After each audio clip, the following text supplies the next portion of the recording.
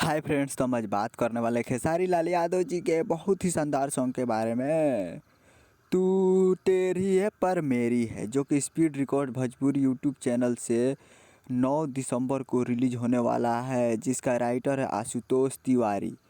और वो 9 दिसंबर से रिलीज होने वाला है आशुतोष तिवारी जी का इंदौर। और इसका जो पोस्टर है, जो कि इंदौर सिंह ने डिज़ाइन किया है, जो कि देखिए काफ़ी शानदार है और अट्रैक्टिव है। तो आप लोग जान ही सकते हैं, काफ़ी शानदार और अट्रैक्टिव है। जो तेरी है पर मेरी है, ये सॉन्ग लिखे हैं आशुतोष तिवारी जी ने। और साजन मिश्रा जी इस पे वो दिए हैं क्या,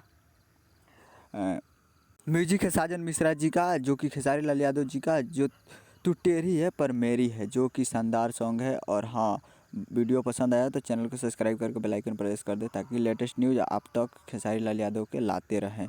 जय हिंद दोस्तों, लाइक